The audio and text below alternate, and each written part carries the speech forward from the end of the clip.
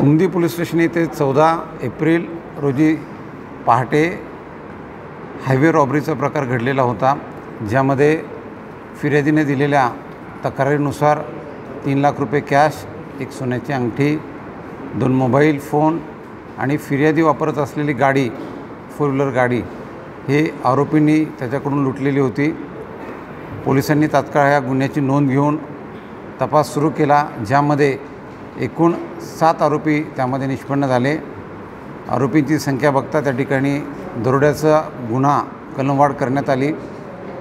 आरोपींकडून आम्ही पुढे जप्ती जेव्हा केली, त्या जप्तीमध्ये फिर्यादीनं दिलेल्या मुद्देमालापेक्षाही जास्त रक्कम त्या ठिकाणी आम्हाला आढळून आली।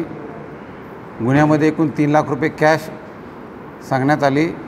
त्यानुसार आरोपींची जेव्हा आपण घरझडती घेतली, शोध घेतला, त्यामध्ये एकूण जवळपास 2.5 कोटी रुपये कॅश ही त्या ठिकाणी जप्त केलेली आहे। त्याचबरोबर फिर्यादीची गाडी सुझुकी ब्रेझा ही 4 व्हीलरसुद्धा जप्त करण्यात आलेली आहे। आज माननीय न्यायालयासमोर आरोपींना हजर केले असता आरोपींना 6 दिवस PCR मिळालेला आहे। या दरम्यान आम्ही अधिकचा तपास करणार आहोत। ही कॅश कुठून आली याबाबतही आपण आयकर विभागालाही कळवलेलं आहे। त्यांच्याकडूनही चौकशी चालू आहे आणि पुढची कारवाई पोलीस विभाग त्याचबरोबर आयकर विभागही करत आहे।